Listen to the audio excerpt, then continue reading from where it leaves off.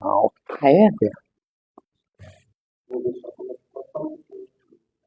Vamos fazer um teste aqui. É que normalmente eu falo alto, né? Daí não sei se fica muito alto aí ou tá bom. Tá bom? Então tá. Me dou por vencido. Então vamos lá. Então nós vamos fazer, na realidade, uma reflexão, né? Não vou trazer nada de novo. Nem para mim, nem para vocês. Para mim foi um pouquinho, porque eu tive que estudar um pouquinho, né? Porque a gente acha que sabe, mas quando vai falar em público, a gente tem que se preparar um pouquinho. Mas eu acho que é muito bom nós, né, da doutrina espírita, sempre estarmos revendo as coisas que aprendemos para que nós possamos introduzir na nossa vida de forma natural. E a gente, às vezes, faz uma leitura ou numa palestra, aprende algo que a gente acha legal, tudo, e a gente, pô, isso aí e tal.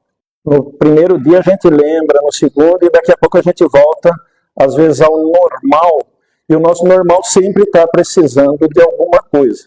Então nós vamos para leis de causa e efeito, que eu acho que nós ouvimos em todos os lugares, né, tudo na nossa vida é causa e consequência, então é só para lembrarmos, né, porque a gente precisa sempre, né, eu digo principalmente eu, sou muito falador, sou muito espontâneo, eu às vezes ajo mais rápido que o pensamento sobre aquele que eu estou assim, opa, às vezes você tem que, eu estou aprendendo ainda, né? Então, nós vamos lá começar com os atributos da divindade, que vocês lembram até lá que no Evangelho, quando vem lá o que é Deus, etc., ser superior, etc. e tal, né? E nós estamos à procura de uma evolução, mas certamente muito longe daquilo. Quando a gente lê e faz uma reflexão, a gente diz, poxa, isso e aquilo, a gente procura melhorar. É normal que a gente queira, na mente, né, selecionar as nossas melhores coisas, mas no dia a dia nós, dependendo, né, da convivência familiar, da convivência no trabalho, principalmente, ou às vezes até com amigos, etc., nós tenhamos certas reações. Quando a gente vê, né, depois a gente pensa assim, puxa, não devia ter falado isso. E não devia mesmo. Só que quando a gente começa a dizer não devia ter falado, é um caminho de evolução, a gente já percebeu. Porque antes a gente só fazia, né?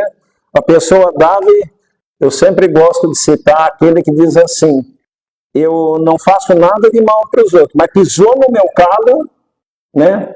Então eu não estou tendo compaixão, eu não estou, né, usando do meu ensinamento, não tenho a pretensão de virar anjo, mas eu tenho que a cada dia pensar, poxa, eu poderia me calar. Porque numa discussão, né, não ganha quem fala mais alto, nem quem dá a última palavra, como é dito por aí, né, dei a última palavra, encerrei o assunto, não. Né, tem um aprendizado que a gente tem que diz assim, prefiro ser feliz do que querer ter razão. Isso, quem conseguir isso deu 10 passos na escadinha da evolução, que é difícil.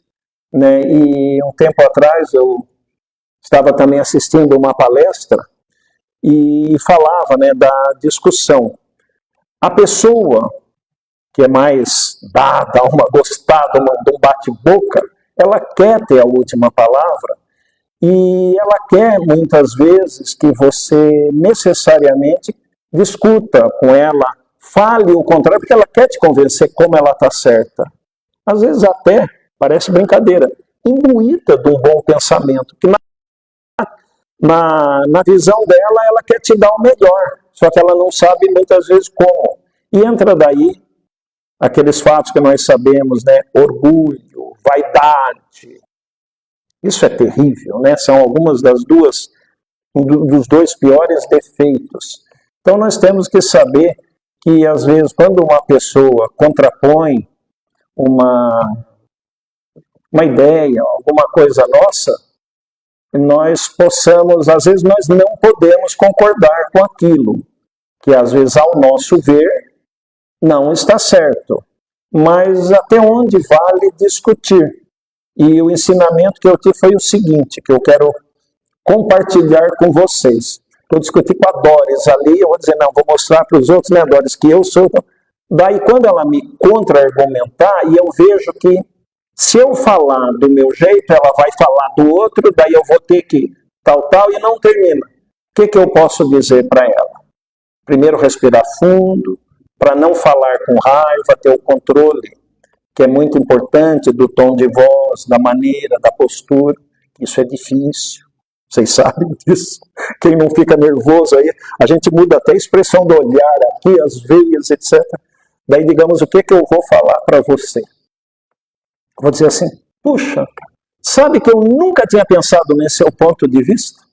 É difícil falar isso. Mas acaba com a discussão, porque a pessoa quer que você rebata para ela, dar o bote final e dizer, é assim, você está errado. Então você não concordou, não discordou, apenas mostrou que você tem um ponto de vista diverso, porque você nunca tinha se atentado, pensado aquilo daquela maneira do outro. É uma maneira simpática, digamos, até muito boa espiritualmente, porque você às vezes não pode aceitar uma coisa que seja totalmente ruim, etc. e tal. E você ali termina. Daí se ela disser, por causa disso, daquilo, porque aquele que não sabe parar vai querer continuar. E você não pode ser responsável pela atitude e pela vida do outro. Isso nós sabemos. Nós podemos até discordar. Daí se ele falar tudo, você apenas olha. Né? E no final você pode, de uma maneira muito, digamos assim, amigável, dizer, vou refletir sobre esse seu ponto de vista, sobre, né, essa maneira, pronto.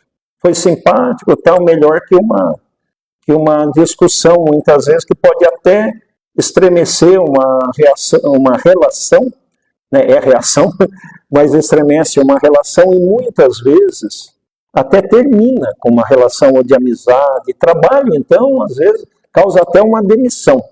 Eu vou dar até um exemplozinho.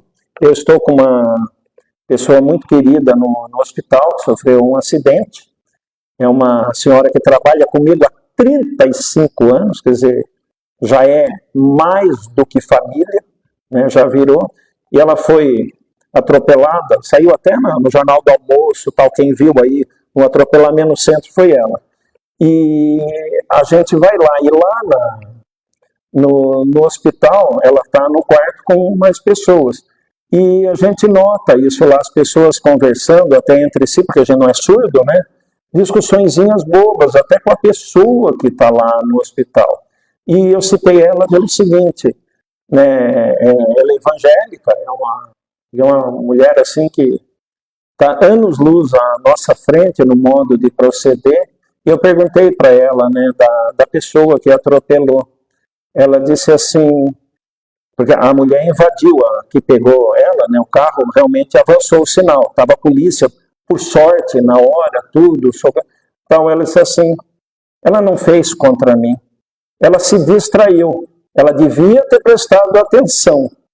Olha como eu estou aqui. Mas ela não está com raiva, com ódio, ainda está entendendo um erro do outro.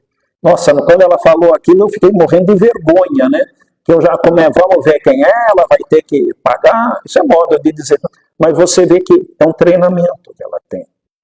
Né? Então, só para citar, e vamos voltar aqui. Mas, como eu disse hoje, não é uma palestra, nós estamos discutindo, relembrando alguma coisa.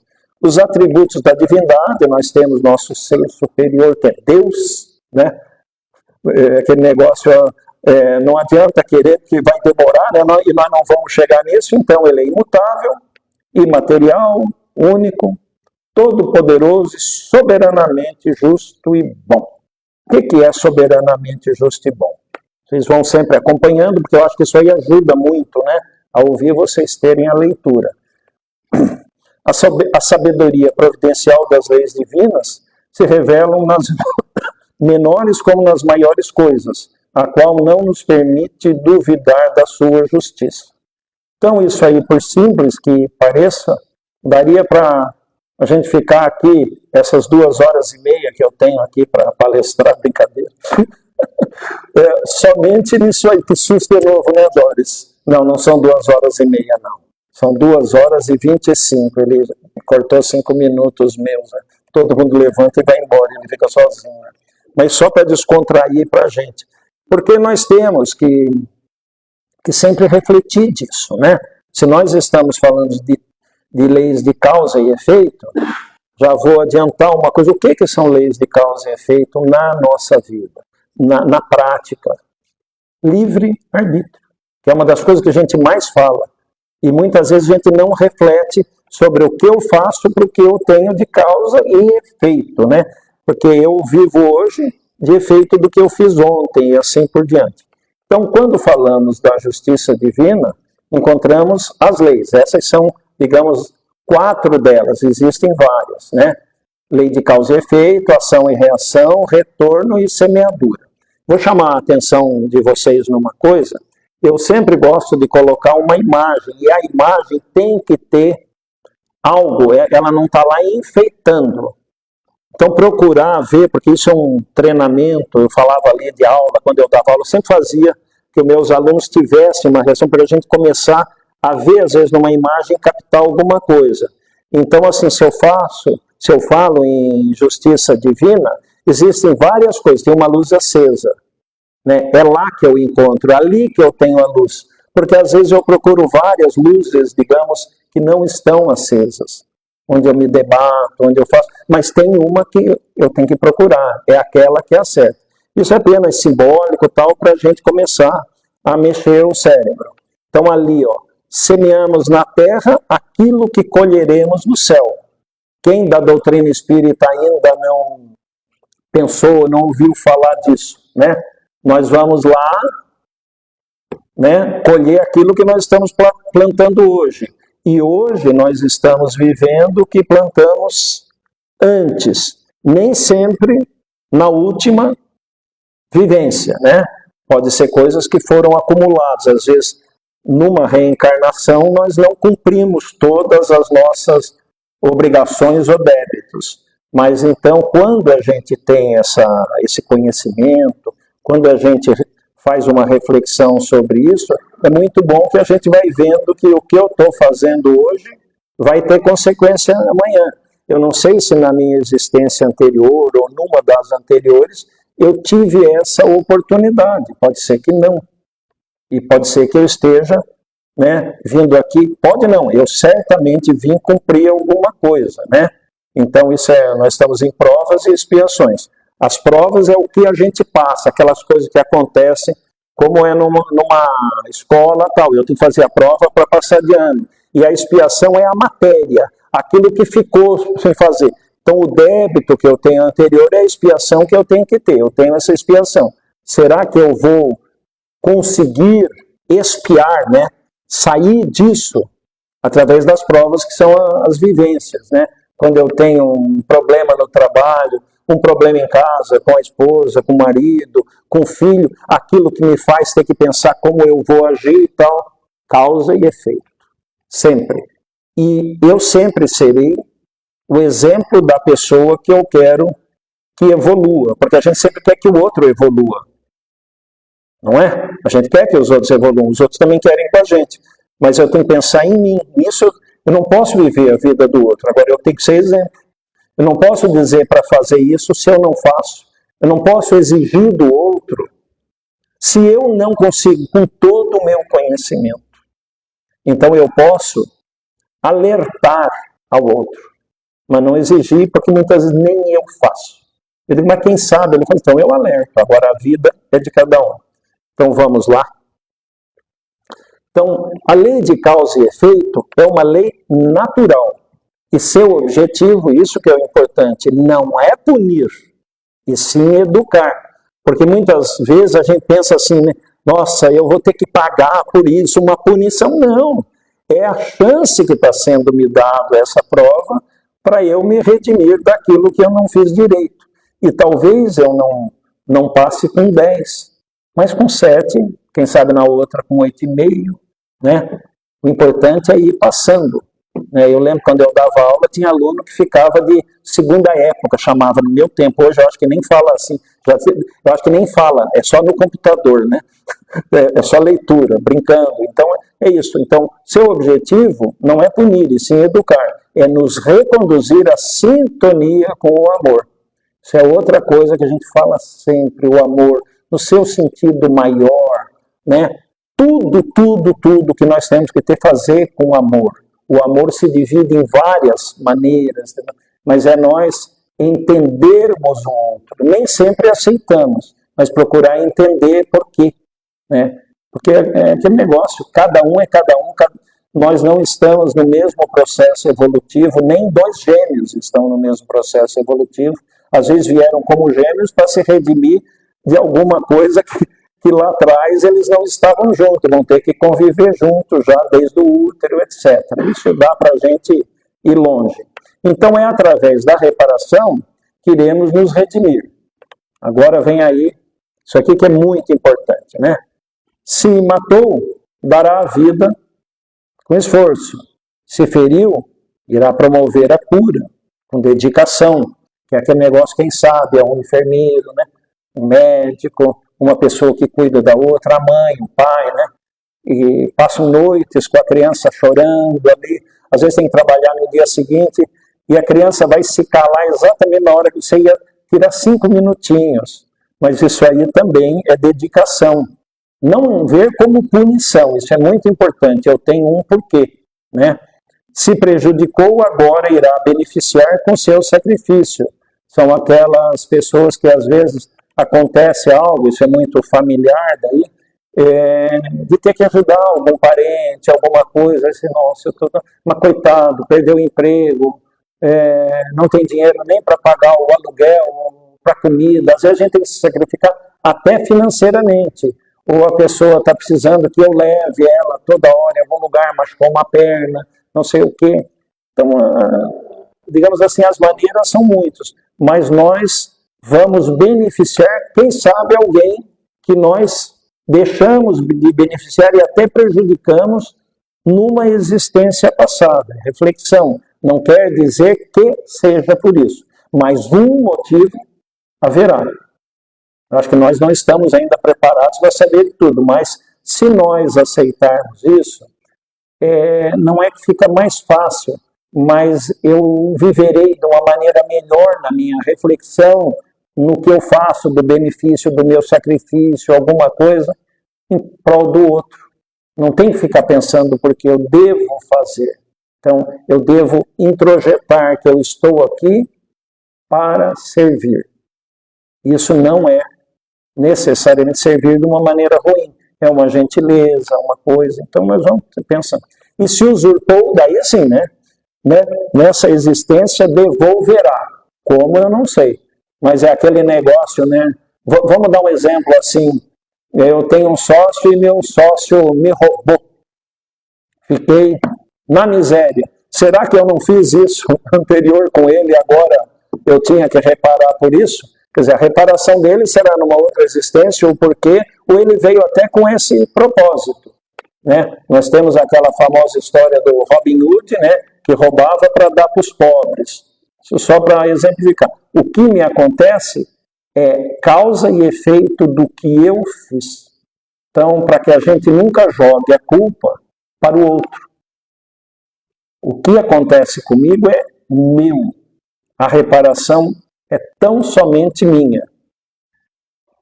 Porque muitas vezes, quando acontece algo, a gente diz assim, tudo bem que eu fiz isso, mas é que ela é que me induziu. Fulano é que a minha culpa sempre foi culpa dos outros. Eu não teria errado sozinho. Olha que soberba, né? Eu não soube fazer e tal. Então vou assumir e aprender. Eu, por exemplo, não sou da época, né? Eu aprendi a trabalhar, eu sou arquiteto, para quem não sabe.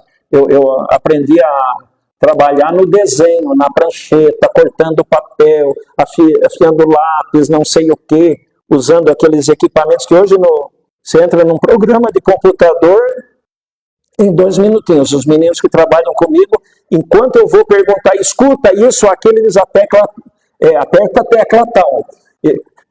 Eu tenho que pensar, eles olhando para o lado é igual dirigir, né? A gente não pensa quem tem carro mecânico e tal, papá. É assim, então é a evolução. E eu tenho que aprender, por exemplo, alguma coisa da arquitetura eu faço no computador, mas eu preciso de um jovem que nasceu com um celular na mão, porque eu nunca vou ser igual a ele, eu tenho que reconhecer isso. A minha capacidade arquitetônica é a mesma, e aliás, cada vez melhor, porque eu me atualizo sobre técnicas, materiais, etc. e tal. Apenas o desenho, o processo de desenho, o programa, né, que hoje a gente faz um projeto de uma casa, manda no computador, gira por cima, tira o telhado, corta daqui, vê por baixo e tal. Isso aí é um método de apresentação, não é projeto. A gente usa disso que eu fazia na mão antes. Então eu tenho que reconhecer que eu não posso fazer isso tudo sozinho. O projeto sempre será meu, mas eu tenho que saber que eu preciso dos outros também. Isso não é também, vamos dizer assim, uma prova. Antes eu fazia tudo, eu não precisava de ninguém, hoje eu preciso. Né? Então, para fazer o negócio certo. E o outro vai aprendendo a parte projetual, coisas, né, que ele precisa, que ele não passou ainda, que chama-se experiência. Né? Eu tenho 44 anos de formado, é bastante. O menino que trabalha comigo atualmente, ele tem 5 anos, desde que ele formou, ele trabalha comigo. Tem um outro que tem uns 8 para 10 anos. A minha experiência é boa para eles. E a metodologia que eles usam nos programas computacionais são importantes para mim, para eu apresentar da melhor maneira. Então, existe uma inter-relação. Então, se a gente for jogar para essas coisas, mas onde que eu quero chegar com tudo isso, né? Porque eu desvio para cá, para lá, é que eu gosto muito dos temas a gente trazer para a vida, porque é muito normal a gente, ou quando lê um dos livros, etc., a gente vê aquilo apenas como um romance ou biblicamente, né? Mas não, isso é para a gente aplicar na vida. Quando a gente lê um romance espírita, ou um dos livros, etc., todos esses que nós lemos, do Chico, do André Luiz, etc., são ensinamentos. Eu tenho que ler aquilo, ver o que aconteceu e como que isso pode acontecer de alguma maneira na minha vida. Senão eu não tenho muita evolução, é apenas cultura inútil. Né? Então eu tenho que aprender aquilo e tentar aplicar e relacionar com o que eu vivo. Será que isso eu estou agindo assim? Eu posso até discordar. Né? O livre-arbítrio. Como é que eu faço? Então, sintonia do bem com a lei de amor. Então, estaremos, através de estudos, o que eu acabei de falar, de estudos e conhecimento adquiridos, refletir, perdoem que eu estou probleminha, uma alergia na garganta, por causa do tempo. Então, através, né, do que aprendemos, nós devemos refletir sobre esses ensinamentos. As leis de causas e efeitos não são punitivas como a lei de Talião, né, aquele olho por olho, dente por dente. Que aquilo, naquela época, fazia, talvez, até sentido para aquele povo. Você fez, você paga igual, não sei o quê.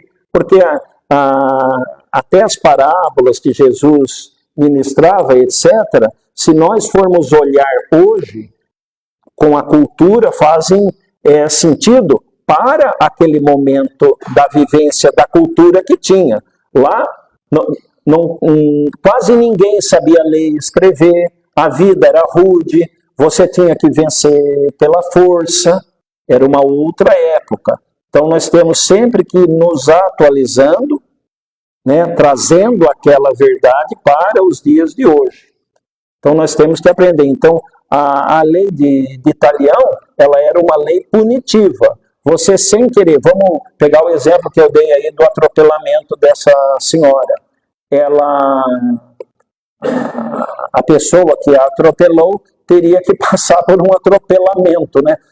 Podia ser arrependido, não, você vai ser atropelado, ou você vai ganhar tantas chibatadas. Não, mas eu me enganei, eu realmente errei, mas não fiz por querer, não faz mal, mas a lei manda. Não é isso. Então não é lei de Talião. Então, como exemplo, temos nos evangelhos. Aquilo que o homem semear, isso certamente colherá. Está em Gálatas, né? A cada um segundo as suas obras. Então nós vamos ter de recompensa aquilo que fazemos. É uma repetição, mas nós temos que colocar isso várias vezes, então, para que nós possamos entronizar.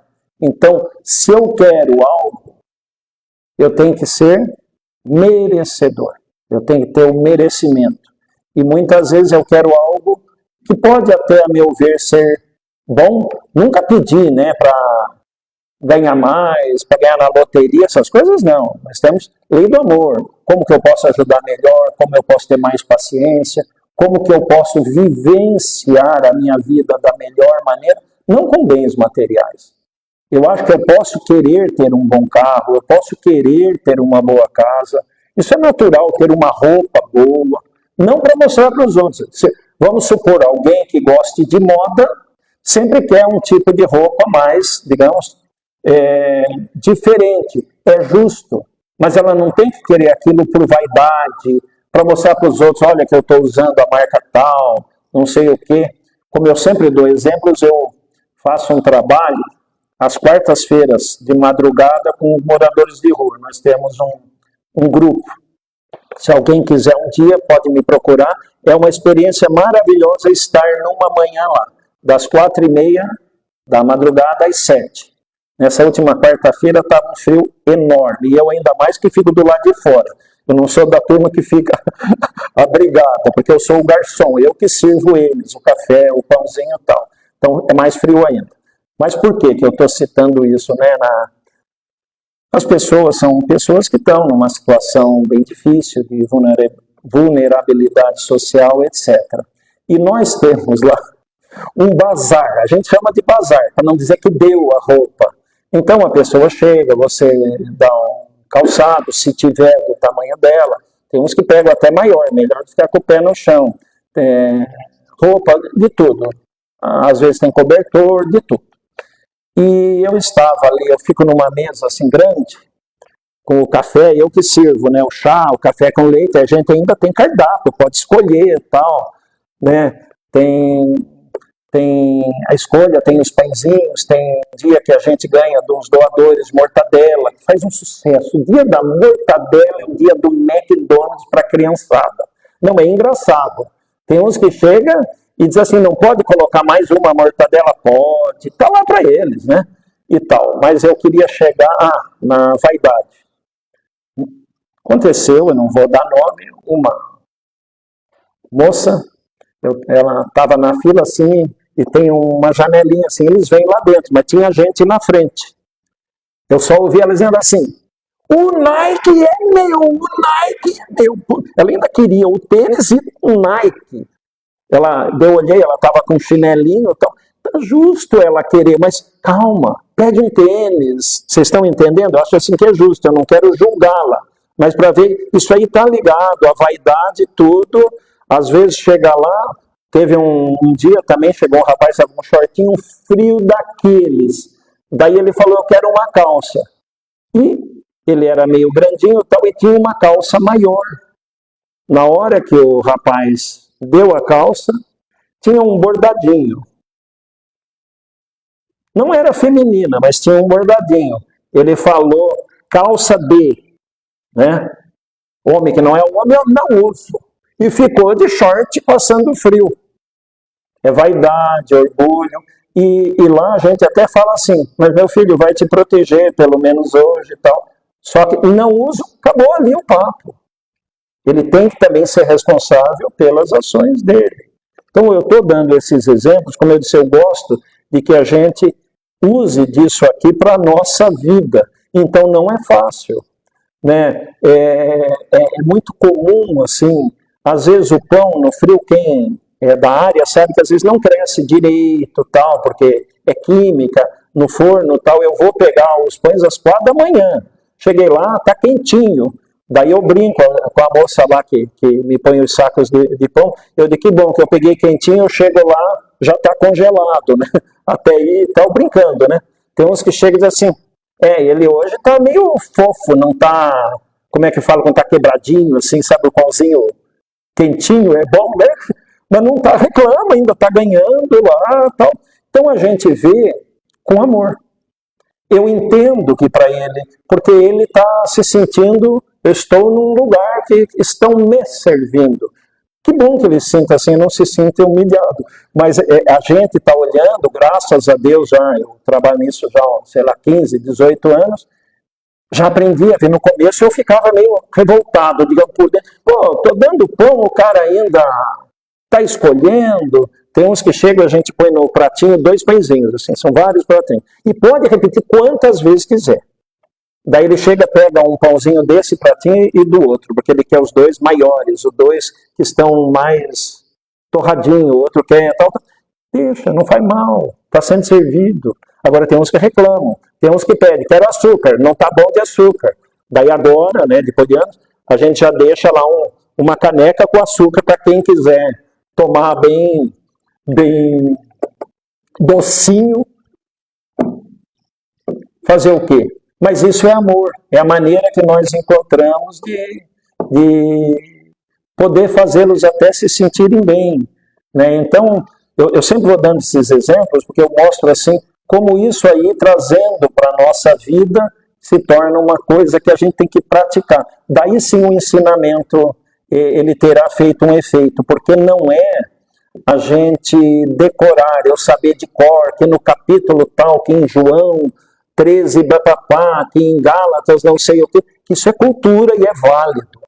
Mas se eu não praticar, eu prefiro aquele que não sabe onde ficou, mas faz no dia a dia. Então, né, quem comete o pecado é escravo do pecado. Ou seja, é aquele que eu sou assim. Né? A última palavra é minha. Que seja. Então, depreendemos então que a lei de causa e efeito baseia-se num perfeito mecanismo de justiça e igualdade. Ou seja, é exatamente isso que nós falamos, né? Conforme vai, cada um que faz, não sei o que lá. Você vai ter aquilo que plantou, etc. Então, somos os únicos responsáveis pelas nossas atitudes, com os créditos e débitos decorrendo das nossas escolhas individuais. Daí eu falei da imagem, eu sempre gosto, eu sou muito arquiteto ligado em imagem, essas coisas, né? Então ali, a escolha individual tem um monte de alfinetinho, mas eu sou só aquele. Eu posso estar no grupo, eu posso fazer com o grupo, mas se eu estiver no grupo e não participar, eu não tenho nem cor. Sabe aqueles que principalmente na faculdade, que tem muito trabalho em equipe, né? Tem sempre um que gosta de assinar junto com os outros o trabalho, mas ele não participa. Daí ele está se enganando, porque na hora lá, profissional, aquilo tudo que ele não fez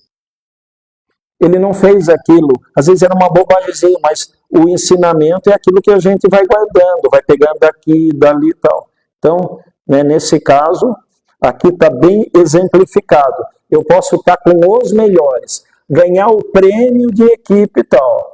E ninguém vai saber, mas eu vou saber. Se eu tenho mérito, não. Eu posso até usar daquilo, colocar hoje em redes sociais, que hoje redes sociais dá a impressão que nós só temos campeões de tudo. As pessoas são as melhores, não tem problema, não sei o que lá. Não julgo, mas as pessoas mostram para os outros a vida que não é a delas. Eu acho que você pode até mostrar, mas não minta para você. Tá? Então, isso aí é de cada um. Por isso é importante estudarmos a doutrina espírita, no nosso caso, né? Ou outras que nos façam compreender ou com as quais nos identificarmos, para assim, através da prática, evoluirmos. É o que eu contei aqui agora, dessa senhora, né, que trabalha comigo e tal, e eu falei a atitude dela, poucos espíritas talvez teriam, né? E ela é evangélica. E daí? Vou dar um exemplo para vocês, se um dia, que eu aprendi isso, né? Eu gosto de compartilhar o que eu aprendo. Uma pessoa estava falando, estava num grupo, daí tem aquele, porque principalmente o espírita, né? Nossa, você é espírita? Não preciso explicar para vocês isso, né? Se você é espírita, você é o do fundinho da sala, se é que vai poder entrar. E uma pessoa sábia, bem inteligente, ele falou, olha, gente, religião é igual a gente marcar uma reunião. Então, eu estou aqui com vocês e eu digo para vocês que nós vamos fazer uma reunião, um assunto que todos, digamos, se interessam, né, exemplificando, e eu digo será domingo, só que vai ser em Curitiba. Todos estão convidados, para irem a Curitiba. Daí, chegando no dia marcado lá no local, eu encontro todos vocês. Todo mundo foi. Eu vou perguntar para você, como é que você veio? Você vai dizer, eu vim no meu carro. E você? Tem cara assim, né, de barão? Eu vim de avião. E você? Ah, eu vim com motorista particular. Você, eu fui de Uber. O outro, eu vim de bicicleta. Eu fui de moto. E um outro, desde aquele dia eu saí e vim andando.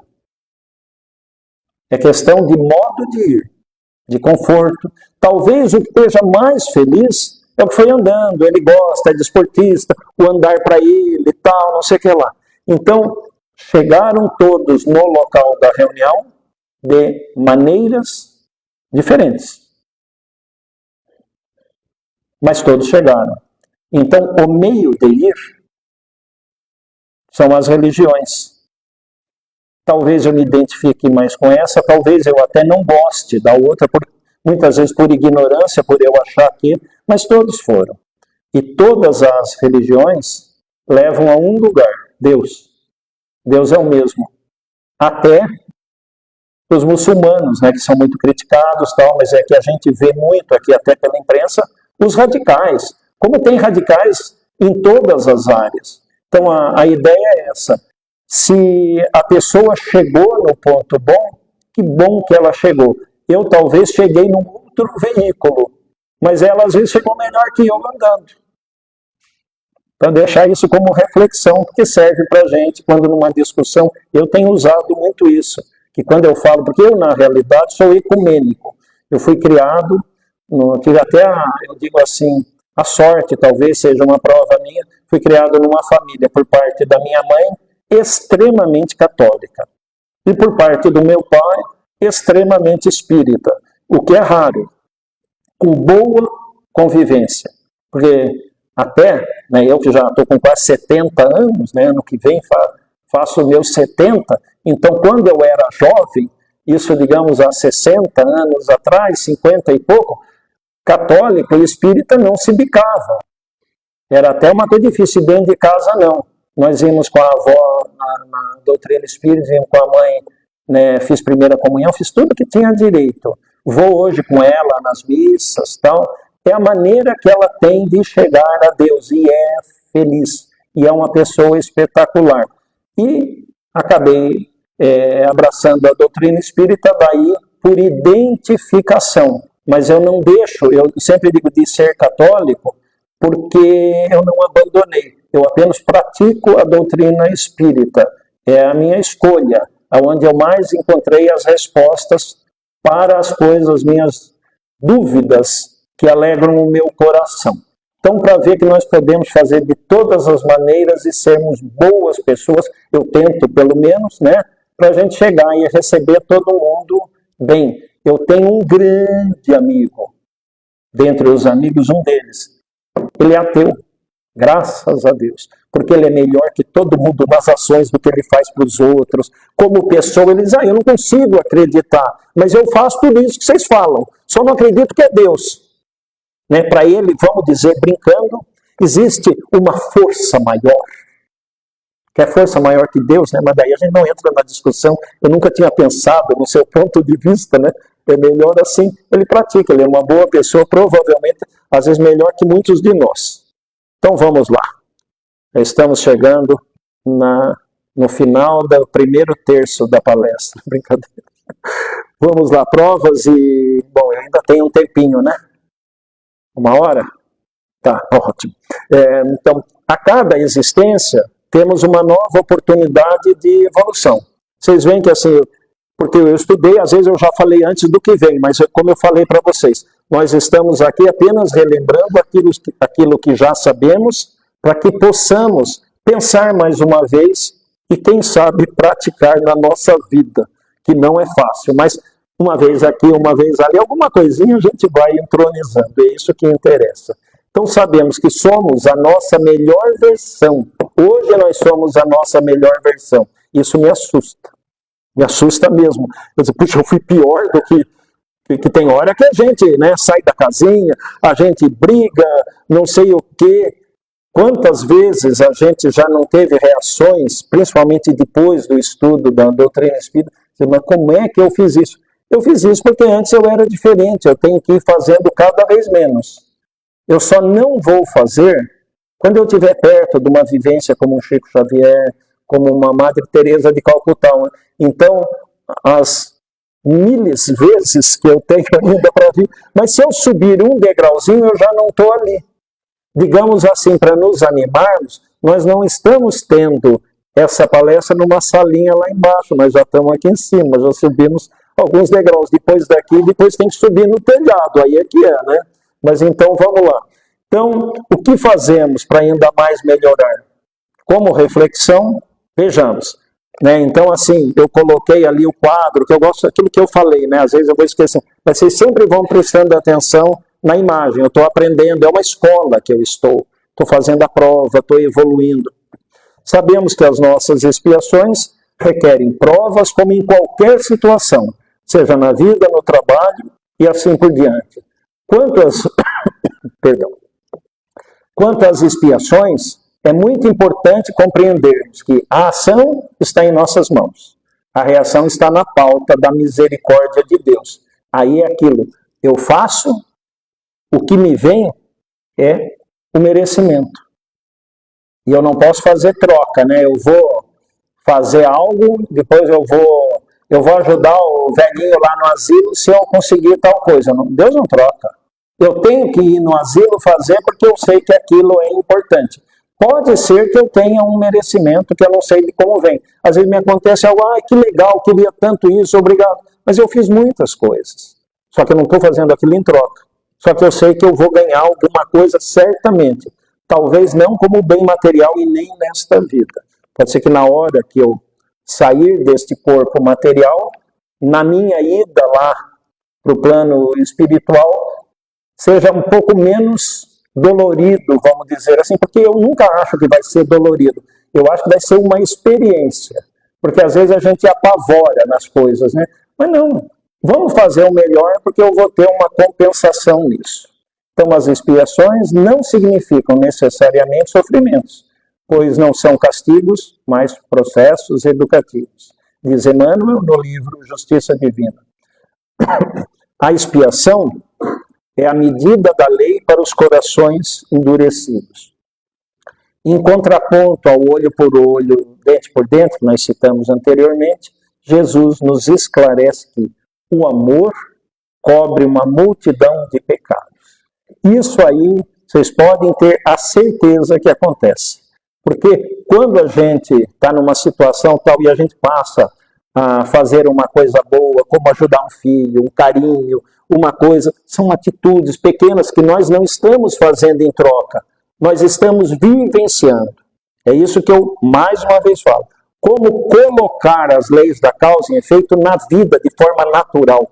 Quanto mais nós agirmos naturalmente, mais nós não temos que fazer barganha, nós não temos que ter, digamos, as leis do amor como um sacrifício, eu tenho que fazer...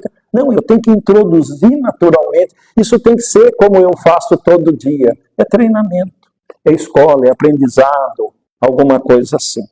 Então, a justiça divina sempre que nos encontra no caminho do bem, serviço do próximo, auxiliando os que necessitam. Então manda a divina misericórdia que a execução, né, da punição, da expiação, tal, seja suspensa, entre aspas, por tempo indeterminado, nos dando assim, por mérito, a oportunidade de alívio na expiação. Vejam o seguinte, a expiação terá necessariamente que ser cumprida. Nunca vai ser exaurida, mas ela pode ser aliviada. Né? Se eu for me tornando cada vez melhor, tal, eu vou ter que passar por aquilo. Eu fiz o mal para alguém, tal, eu vou ter que sentir aquilo. Mas eu posso sentir de uma maneira mais suave para ter a compreensão, mesmo sem ter a noção, porque a gente esquece e tal, mas eu passei por aquilo. Aquilo fica no nosso perispírito e depois, quando desencarnarmos, o espírito. Então, vale a pena, né? Nós nos melhorarmos, e o amor acima de tudo em todas as suas expressões. No Livro dos Espíritos, na pergunta 68, eu acho isso muito interessante, temos o seguinte: o número de existências corporais é limitado ou o espírito reencarna perpetuamente? É óbvio que não, porque senão nós não teríamos cumprido a expiação. Vai chegar uma hora que uma Madre Teresa, um Chico Xavier, aí vão estar pertinho da gente, ou a gente vai estar pertinho deles. Pode demorar não sei quantas. Então, a resposta: a cada nova existência, o espírito dá um passo a caminho do progresso, quando se despojou do progresso. Quando se despojou de todas as suas impurezas, não tem mais necessidade das provas da vida corporal. É quando nós deixaremos de reencarnar em esferas como na Terra, porque existem várias esferas. A parte material não vai mais ser necessária para nós. Nós não vamos mais adoecer, nós não vamos mais sentir esse tipo de dor, não vamos passar mal, até aquelas atribulações, nós estaremos num outro, digamos, numa outra etapa da evolução, porque a vida é eterna. Então é bom a gente ir sabendo assim, que se eu quero chegar a isso, eu tenho ainda mais 3 ou 4 passos para passar. Demora, mas o tempo espiritual é diferente do nosso tempo da Terra. E isso também, uma vez eu sou muito questionador, eu fiquei, tá, mas quantas vezes eu vou ter que voltar? 1000 vezes, nossa, essa minha vida, não sei o que lá. E a gente pensa isso quando está passando algo que não é bom, para não dizer que é ruim, assim, a coisa ruim demora mais, e tal. Mas é pelo que eu penso hoje, porque quando eu estiver na verdadeira vida espiritual, isso aqui foi uma fração de segundos. Então faz parte do meu aprendizado eu ter esse tempo, essa contagem de tempo, que eu acho que isso é parte da nossa, desculpa, até cuspindo, parte da nossa expiação.